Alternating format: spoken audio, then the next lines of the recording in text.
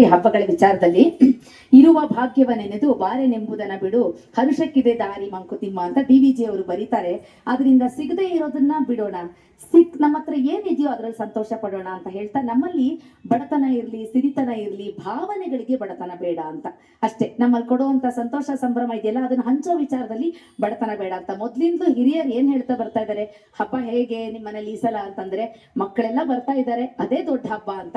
ಈಗ ಎಲ್ಲ ಸ್ವಲ್ಪ ಕೇಳೋದಂಗೆ ಹಬ್ಬ ಜೋರ ಅಂತಾನೆ ಕೇಳೋದು. ಜೋರು ಅಂದ್ರೆ ಮನೇಲಿ ಜನ ಜೋರಿದ್ದಾಗ ಹಬ್ಬ ಜೋರಾಗಿ ಆಚರಣೆ ಜೋರಾಗಿದ್ರೇನು ಮನ್ಸು ಜೋರಾಗಿ ಖುಷಿ ಆಗುತ್ತೆ ಹಬ್ಬ. ಎಸ್ ಮೇಡಮ್ ಅಂದ್ರು, ಈಗ ಆಸೆ ಪಟ್ಟಿದ್ದನ್ನ ಪಡ್ಕೊಳ್ಳುವಂತ ಪ್ರಯತ್ನನೂ ಜೀವನದಲ್ಲಿ ಇರ್ಬೇಕು. ಏನ್ ಸರ್, ಇಷ್ಟೇ ನಮ್ ಜೀವನ, ಇಷ್ಟಕ್ಕೆ ಸೀಮಿತವಾಗಿದೆ, ಇದೇ ನಮ್ ಚೌಕಟ್ಟು ಅಂತಿದ್ರು ಆಗಲ್ಲ. ನಾನಂದಲ್ಲ, ಇವಾಗೆಲ್ಲ 60 ವಯಸ್ಸು ಮುಗಿದೋಗ್ಬಿಡುತ್ತೆ. 60 ವಯಸ್ಸು ಬೆಳವಣಿಗೆ ಬೆಳೀತಾ ಇರ್ಬೇಕು ಮಾನಸಿಕವಾಗಿ ದೈಹಿಕವಾಗಿ. ಅಂದ್ರೆ ಎತ್ತರದ ಜಾಗವನ್ನ ನೋಡ್ಬೇಕೇ ವಿನಃ ಈ ಹಿಂದೆ ತಿರುಗಿ ನೋಡ್ಬಾರ್ದು. ನಮಗಿಂತ ಚಿಕ್ಕವರಾಗಿರೋರು ನೋಡಿ ಅವನಿಗಿಂತ ವಾಸಿ ಅಂತ ಅಂದ್ಕೊಳ್ಳೋದು ಬೇಡ. ಸ್ವಲ್ಪ ಒಂದೊಂದು ಸ್ಟೆಪ್ ನಿಧಾನವಾಗಿ ಹತ್ತೋಣ ಮೆಟ್ಲು. ಜೀವನದಲ್ಲಿ ಒಂದು ಅಂತಸ್ತನ್ನ, ಒಂದು ಸ್ಥಾನವನ್ನ ನಾವು ಪಡಿಬೇಕಾಗತ್ತೆ. ಯಾಕೆಂದ್ರೆ ಇರೋದೊಂದು ಜೀವ, ಇರೋದೊಂದು ಬದುಕು, ಇರೋದೊಂದು ಜೀವನ.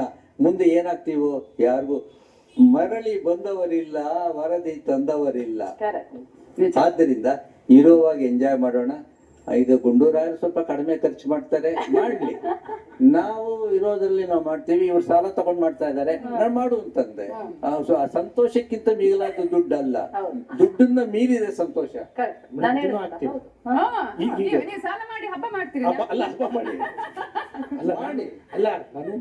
ನಿಮ್ಮ ಹತ್ರ ಮಾತ್ರ ಹೇಳಿದ್ದೆ, ಮನೇಲೂ ಗೊತ್ತಾಗ್ಬಿಡುತ್ತೆ. ದಸರಾ ಅಂದ್ರೆ ಒಂದು ಸಂಭ್ರಮ. ಹಬ್ಬದ ಆಚರಣೆ ಬಗ್ಗೆ ದುಡ್ಡು ಬೇಕಾ ಬೇಡ? ಅಫ್ಕೋರ್ಸ್ ದುಡ್ಡು ಬೇಕು, ಅಗತ್ಯಕ್ಕೆ ತಕ್ಕಷ್ಟು ದುಡ್ಡು ಬೇಕು ಅಂತ ಹೇಳ್ತಾ ನಮ್ಮ ಈ ಕಾರ್ಯಕ್ರಮದಲ್ಲಿ ಪಾಲ್ಗೊಂಡಿದ್ದಕ್ಕೆ, ಹಬ್ಬಕ್ಕೆ ಹಣ ಬೇಕೇ ಬೇಕು ಅಂತ ವಾದ ಮಾಡಿದ್ದಕ್ಕೆ thank you so much sir. ನಮ್ಮ ಸ್ಟುಡಿಯೋ ಬಂದಿದ್ದಕ್ಕೆ ಥ್ಯಾಂಕ್ ಯು ಸೋ ಮಚ್.